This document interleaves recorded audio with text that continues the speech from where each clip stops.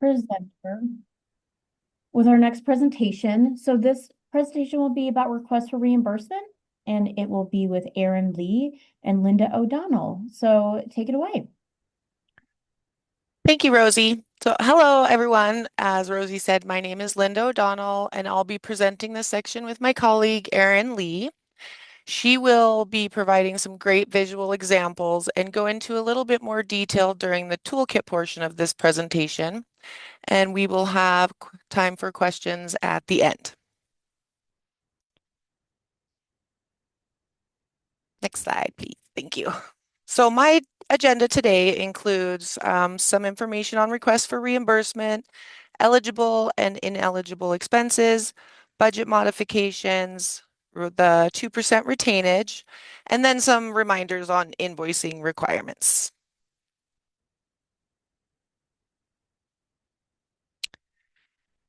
So before requesting reimbursement, grantees must complete an environmental review and receive a notice of release of funds.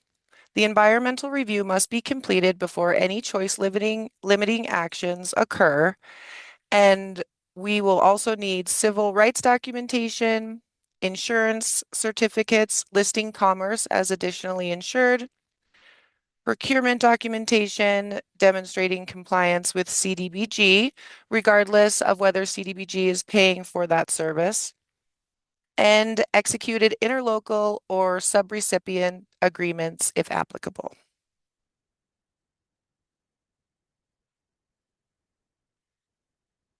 So some eligible expenses, they must be classified and accounted for on an actual and direct cost basis.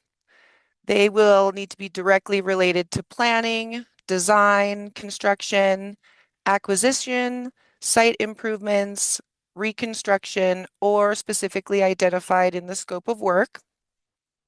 Connection charges, including hookup fees, connection costs, and water meters are eligible, as well as 50% of computer hardware, bond costs, and legal and land acquisitions.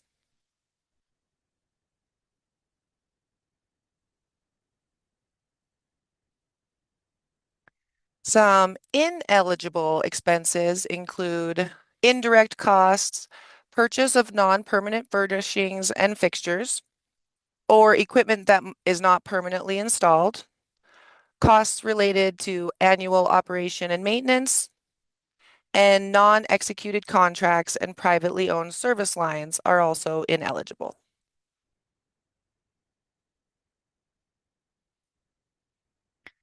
So grantees will initiate a request for CDBG funds by preparing and submitting the request for reimbursement form. Details required on this form are the contract number, specific number of requests, grantee name and address, bank name, address, and last four digits of account number, amount requested, and grantee signatures. Please remember to leave the remarks box empty as that is for internal use.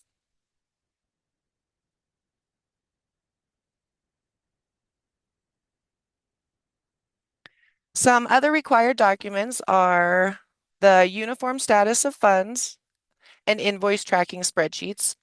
The uniform status of funds spreadsheet is where the budget modifications and spending of each funder will be tracked. And the invoice tracking spreadsheet will include details for each line item and where they're being allocated. Erin will provide examples of these forms later in her presentation.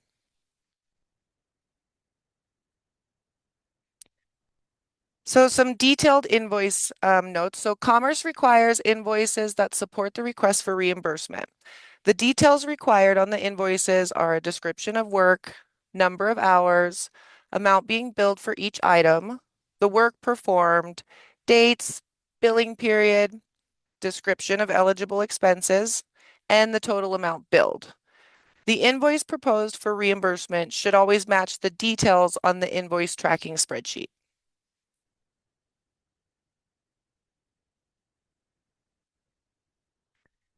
And the contractor's application for payment. So Commerce will require an executed agreement and all contract documents to be on file. We need any change orders and the official application for payment. The contractor's application for payment should include 3 signatures: the contractor, engineer, and the owner or grantee. The contractor will certify the work, the engineer will recommend the payment, and the grantee will approve the payment. Commerce will accept the contractor and engineer's signature on that contractor's application for payment, and we will consider the third signature on the request for reimbursement form as certification of review and approval by the grantee.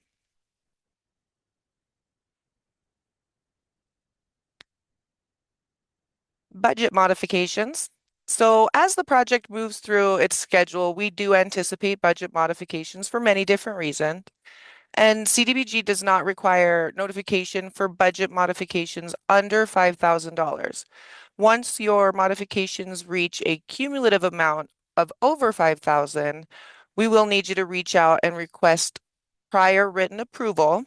And Commerce may need up to 45 days to approve those budget modifications, depending on the complexity.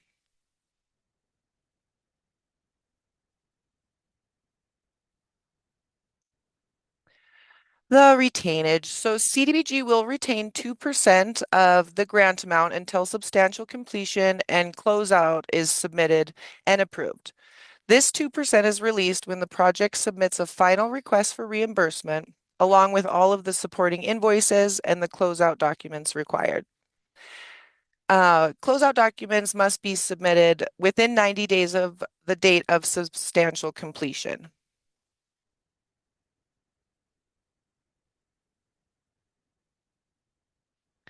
And so some reminders just for reimbursement for work performed by employees of the grantee.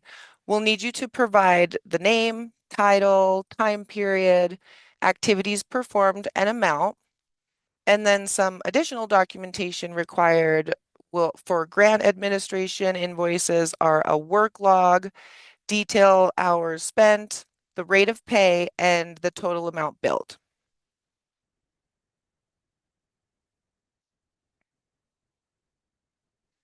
And then please remember for the sub-consultant invoices, multipliers are ineligible. And a copy of the sub-consultant's invoice must be submitted with the request for reimbursement. And then lastly, also please remember that detailed invoices for grant administration, engineering, architectural, and construction are required with every request for reimbursement. And this concludes my portion of the request for reimbursement section. Thank you so much for your time, and I will now turn it over to Erin Lee.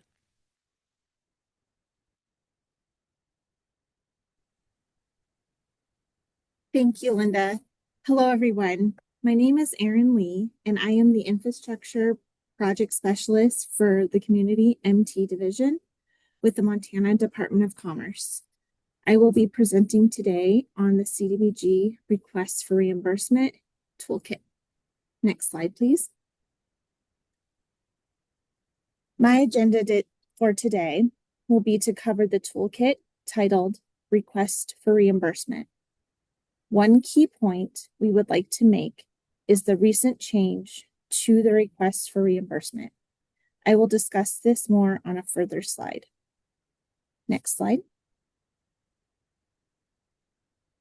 We will now show you how to access the request for reimbursement toolkit.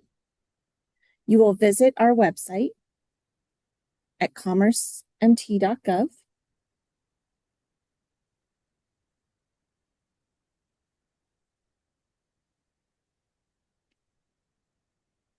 Navigate to Infrastructure and Planning. Find Community Development Block Grant Program. And you will scroll down to the CDBG Grant Administration Manual.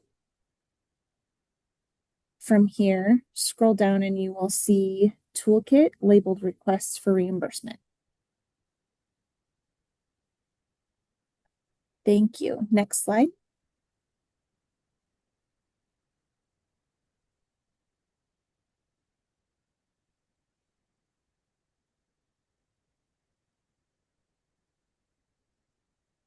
The toolkit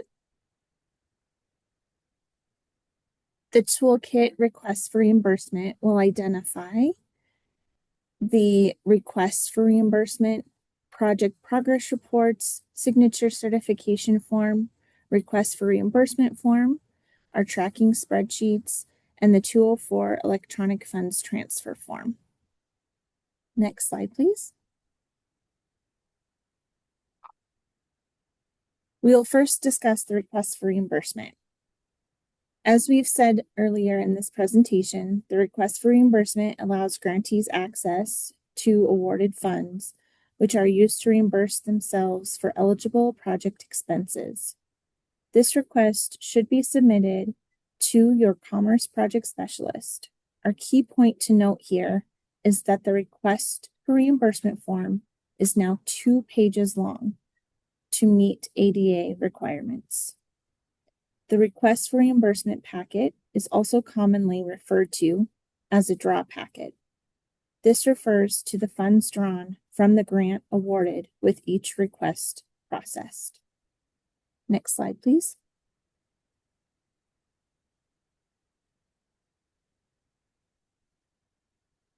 As you can see here, this is a copy of our request for reimbursement form, which is submitted with each CDBG request.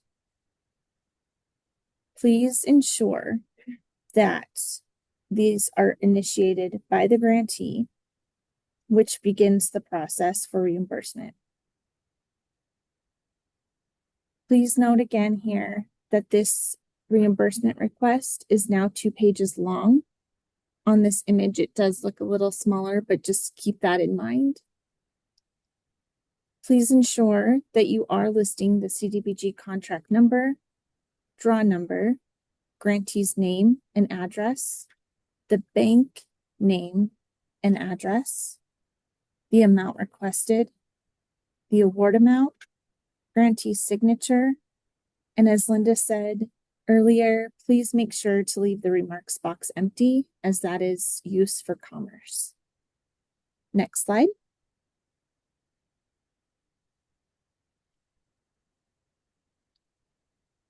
The Uniform Status of Funds Tracking Spreadsheet. The Uniform Status of Funds spreadsheet provides Commerce with an updated project budget with each draw request and reflects the expenditure of each funding source per line item throughout the life of the project. Please remember, budget modifications less than $5,000 to each or any single line item can be submitted as part of the grantee's request for reimbursement, and Commerce approval of the request for reimbursement will constitute approval of the modification. Any modifications of $5,000 or more to any single line item of the budget, or when the sum of the budget modifications to any single line item exceed $5,000, the grantee must email a budget modification request to your project specialist. All budget modifications made throughout the life of the project must be listed chronologically in a budget modification log below the budget table on the Uniform Status of Funds spreadsheet. If the construction contract amount is lower than the amount budgeted for construction, the amount budgeted in the project budget for construction may be reduced proportionally for all funding sources with funds allocated to construction. Contingency amounts are reserved for use of construction activities and will seldom be approved for transfer to other line items. Please work closely with your project specialist if your project may require a transfer of contingency funds. Next slide, please. Shown here is an image of our Uniform Status of Funds spreadsheet previously discussed. Thank you. Next slide.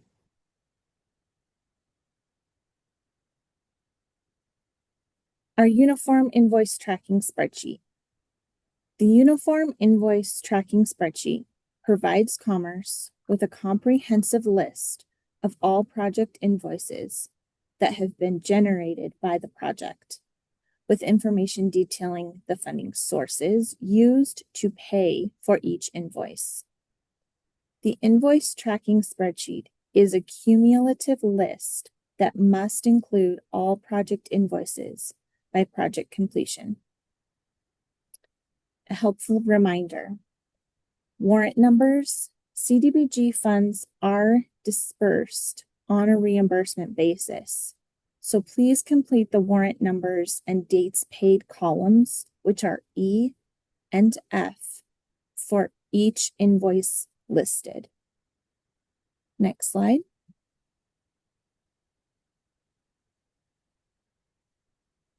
Shown here is a copy of our invoice tracking spreadsheet, as previously discussed. Thank you. Next slide.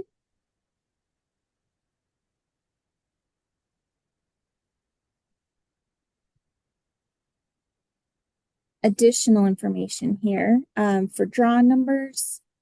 Please ensure that numbers in the numbers column next to each funding source column for the invoice associated with the request. The draw number is unique for the funding source and should demonstrate the invoices associated with any given request received by the funding source. Formulas and calculations. There are formulas and calculations built into our invoice tracking spreadsheet. So before submitting each draw, be sure to look and check your totals for each funding source to ensure that they reflect the total amount expended for each funding source on the uniform tracking spreadsheet and the uniform status of funds spreadsheet, and that the sum of all invoices paid reflect the total amount expended on your project. Next slide, please.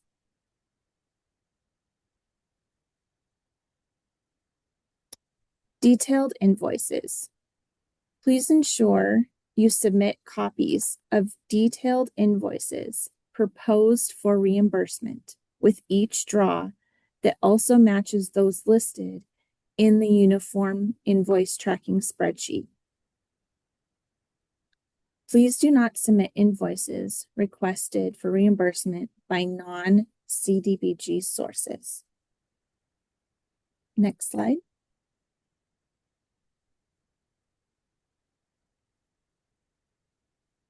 Components of a detailed invoice.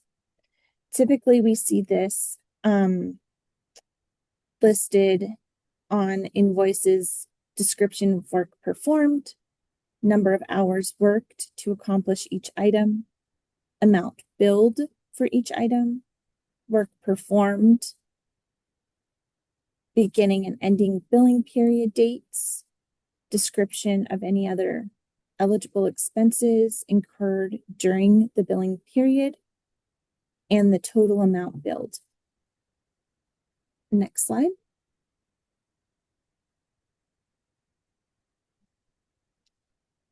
Some different types of services provided will have invoicing specific to those services. The following slides are examples of detailed invoices for the 3 most common types of invoices reimbursed with CDBG funds. Those include grant administration, engineering, and construction. Next slide. Here is an example of a grant administration invoice. Additional documentation required for grant administration invoices.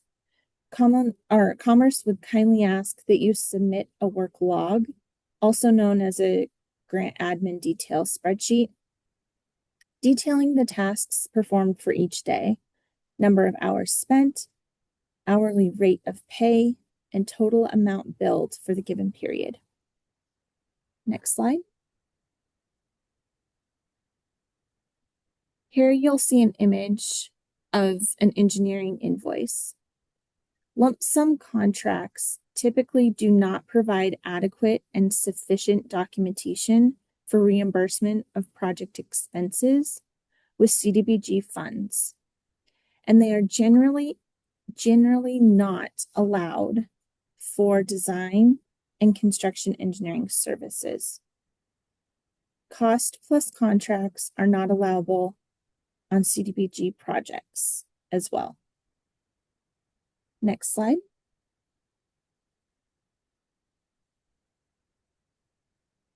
Construction. Here's an image of what we call contractor's pay application. Signatures of architect or engineer, contractor, and owner, or owner is optional, are requested. Additional pages following pay app demonstrating work completed, stored materials, etc. are also requested.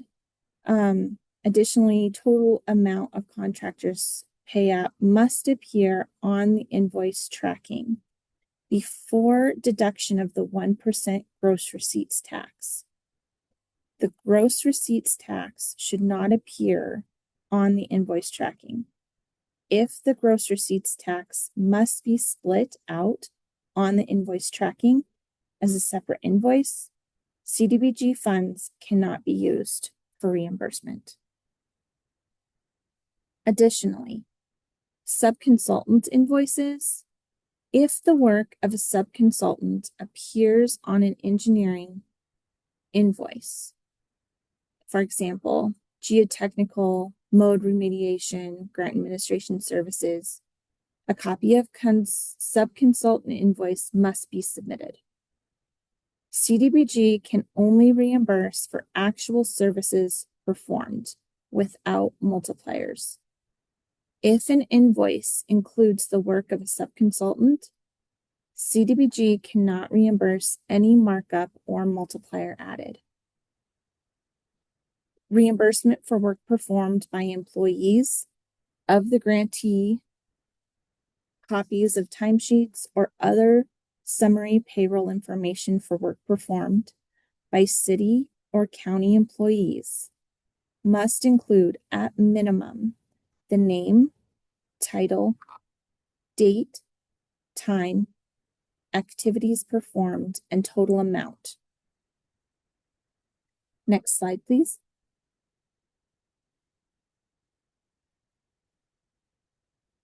A project progress report. Pictured here is the CDBG project progress report. The progress report provides Commerce with information on the use of funds requested and the progress and status of the project. The CDBG specific project progress report serves as the project's contractually required quarterly report, which is due at the end of each calendar year quarter. That would be March 31st, June 30th, September 30th, and December 31st. On the project progress report, the grantee must describe the status of all activities in the scope of work, including percentage complete, cost incurred, funds remaining, projected completion date, and any significant problems encountered in carrying out the project and scope of any necessary modifications and budget or implementation schedule. A separate quarterly report is not necessary if a progress report is received in the same quarter a request for reimbursement is submitted to Commerce. Next slide.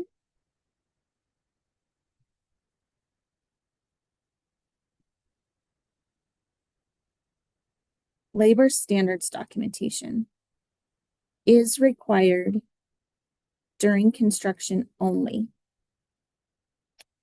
That will include copies of employee interviews and a copy of the certification of labor compliance signed by the LSO.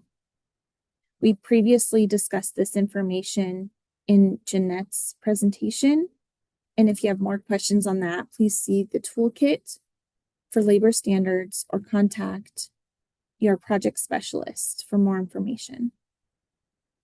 Next slide.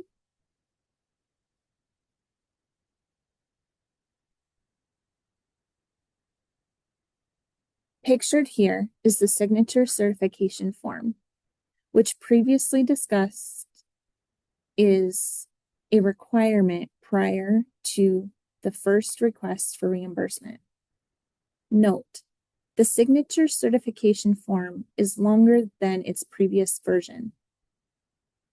The signature certification form is reviewed at the time of reimbursement, as well as startup, and can also be found in the Getting Started toolkit, as discussed yesterday. Next slide, please. The 204 Electronic Funds Transfer Form. The 204 EFT form authorizes the state of Montana to pay grantees via electronic funds transfer, also known as direct deposit. If the grantee is either new to working with Commerce or has opened a new account since their last business with the state, Commerce would then need the 204 form. The 204 form is reviewed at the time of reimbursement as well as startup and can also be found in the Getting Started toolkit. Next slide.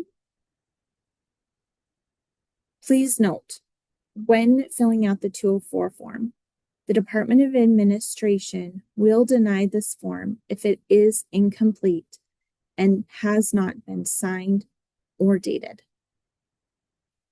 Next slide.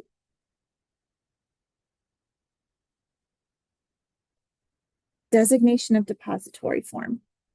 Commerce will ask for a designation of depository form prior to the first request for reimbursement. The purpose of this form is to achieve confirmation from the grantee that funds are being deposited into the correct account that we already have on file. Should you have any additional questions on any of these forms discussed, please do not hesitate to reach out to your Commerce project specialist. Next slide. This concludes our presentation of the CDBG request for reimbursement training. Listed here is Linda and my contact information. We would like to thank you for your attention and now open the floor up to questions. Thank you. All right, thanks, Linda and Aaron. We do have a couple of questions in the Q&A. I'm going to open that.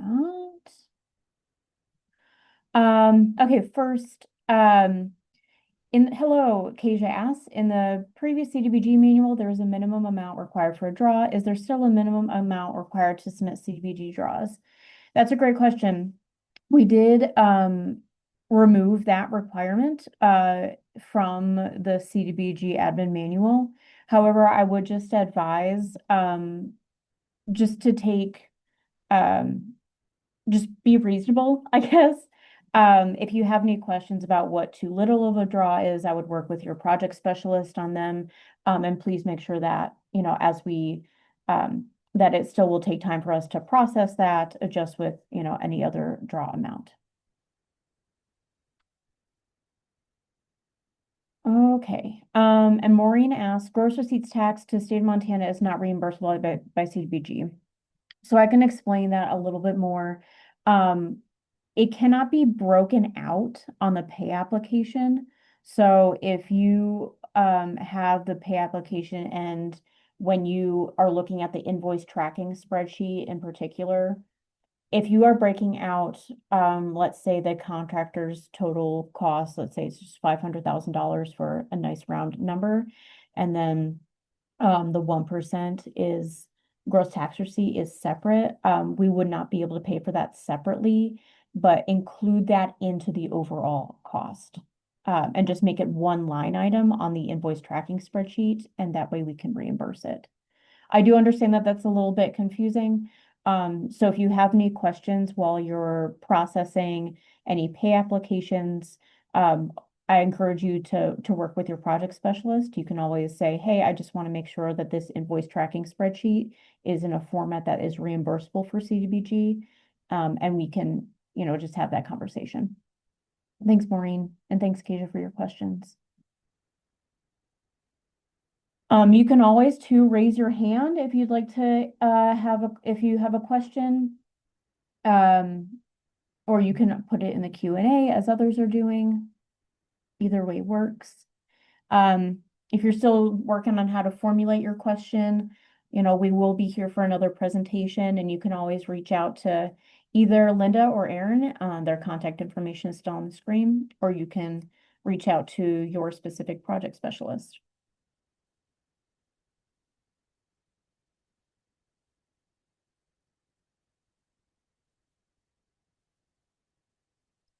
Any other questions?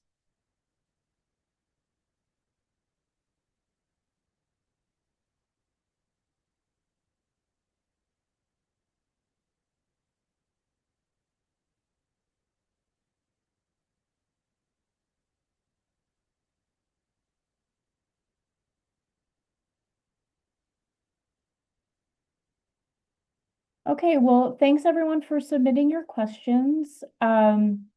Like I said, we'll still be here for another presentation. We're going to start the next one at 10:30, and that will be monitoring and closeout, and that will be our final presentation in the CDBG Grant Administration workshop. So yeah, stick around, and yeah, we'll start again soon. Thanks, everyone.